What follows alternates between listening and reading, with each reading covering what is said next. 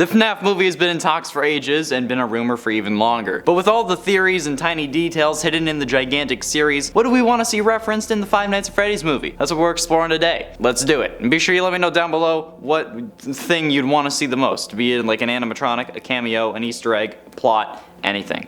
Do it. And at 10, Nightmares. The Nightmare animatronics are the most menacing in the entire series. I mean, they're named the Nightmare animatronics for a reason, but given the name, they also aren't exactly real, which makes it difficult for these characters to appear in the movie. So why not just have a dream sequence that includes the Nightmare animatronics? It's as simple as that. And if you wanted to, you could have it start the movie, which in my opinion would be a hell of an opening. However, I guess at this point asking them to add scenes is kind of pointless since they've started production with these specific things being greenlit, so I guess this is rather a number hoping that this is something that they had planned on originally, because it's possibly too late now, since most of the time they delete scenes from the final cut rather than add them in. But I don't know, I have yet to be cast in something, so I have no idea how that really works. Yeah, I'm not famous enough for the star power, and I am the default character setting for white guy, so oh well. And at 9, Immortal And The Restless. Now, okay, I know that at least the vast majority of the comments in these videos seem to think that this show is like a linchpin in the series that's proving that Afton killed his wife and what her name is, but that's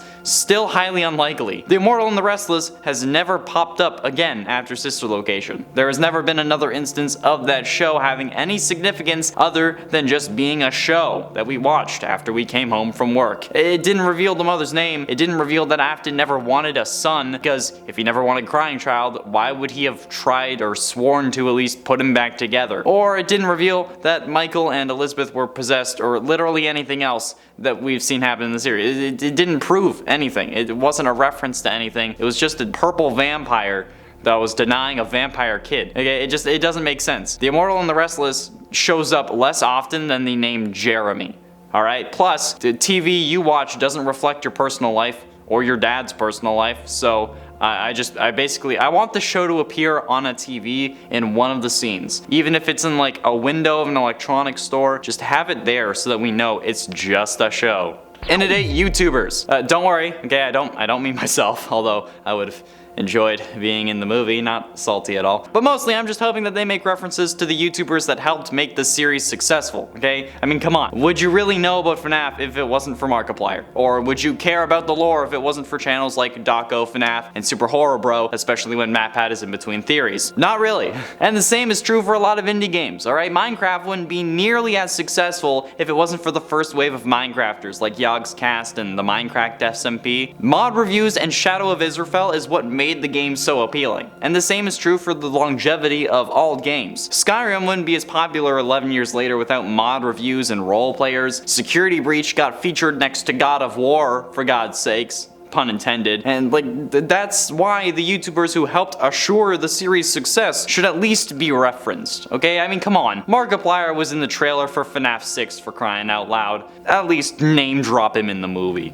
And it's 7, games. The in-universe kind specifically, but in my mind those are at times one and the same. I'd just like some form of reference to the games that Scott's in-universe counterpart designed according to the FNAF VR opening scene. So it could give us a reference, but also like a bit of clarity as to what the games actually are. Like, am I right about FNAF 4, 6, and Ultimate Custom Night being games? Or are they like the mini games from between nights? Are those the games? What's the deal here? This is part I want the Easter egg, but also part I just want an explanation, because this could explain a whole load of things depending on what direction they took with it. But I mean, that's aside the point, really, okay? I just want them to talk about the games or make a reference to it, or even like suggest if Fazbear Entertainment actually paid Scott to make them or if he did them himself, alright? To let me know if I should be trusting Tape Girl / I guess assumingly Vanessa at that point. And at 6, Scraptrap. This is along the lines as well as like wanting a game reference, because Scraptrap is like the most annoying wild card that Scott has ever thrown in. And that's saying something. Like, how do you go from Springtrap to the exaggerated and cartoonish design of Scraptrap and then back to Burntrap, who is too close to Springtrap for it to make sense. It doesn't. It's certainly weird, but it's also something that they could easily explain in the movie. But even if they didn't explain it, even like calling something a Scraptrap or like a discarded Springlock suit a trap of scrap or something, it would be enough to make the fans giggle. But my preferred Easter eggs are also explanations, because there's so much that we have to guess about it that at this point, what we think we know about the series is built off guesses. And even if they're educated guesses that are built on facts that we know, we can't be sure about it unless Scott confirms it, and that's why it's so difficult to figure things out. Scott designed it this way so that he wouldn't be locked into like a story or rules that he set, because he didn't set them. We did. So make a decision this time, Scott, please, for my own sanity. Halfway through into number 5, game theory.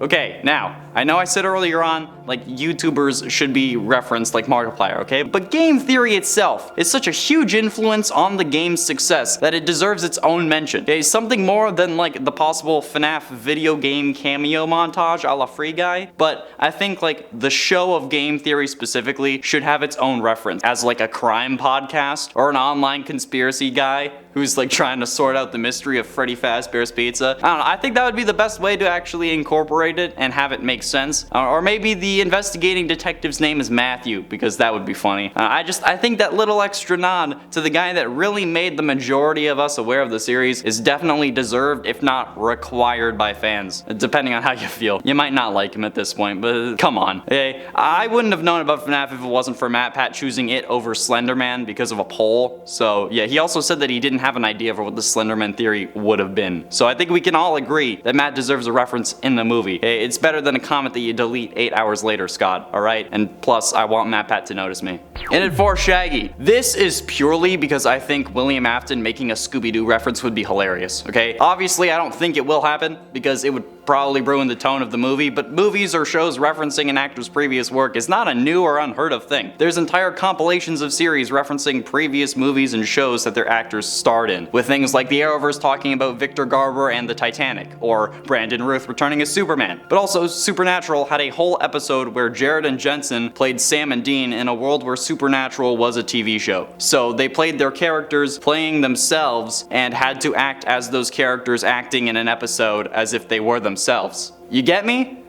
Am I the only one who understood that train of thought? Maybe, but that's fine. Okay, and while those may seem like extreme examples, this is also a series where a serial killer dies and possesses a hard drive that gets scanned into a VR game, which lets him then possess another person's brain and control them into bringing his body, which is stuck in a robot suit, back from death. So, it's not really that far out of the question to have Afton say zoinks. Getting close to the end, into number 3, legal trouble. Fazbear Entertainment has gone through a lot of They've had countless controversies and lawsuits, and most of them are their own doing. I mean, hell, we've made entire lists based on the various OSHA violations that they would have committed. We've made lists about the worst things done by both Afton and Henry, and one of them is supposed to be the good guy. There's even whole mechanics in FNAF 6 surrounding fighting off lawsuits, which has to have a reason to be there. So, I think showcasing some of these issues, or even like making a mention of some of the problems we've seen, is warranted in the movie. And I hope it comes to pass, because this would certainly be an interesting like mini plot, or even just like a way to figure out how William skirted these issues and managed to stay out of jail. Come on, you can't tell me you're not the least bit curious about how he was able to not get discovered, especially when his partner was onto him, and so suspicious in fact that he upped the security for his daughter. I mean, not effectively, but like I've ranted about that previously, so I won't go into it again. But ultimately, at number 2, Fazbear Frights.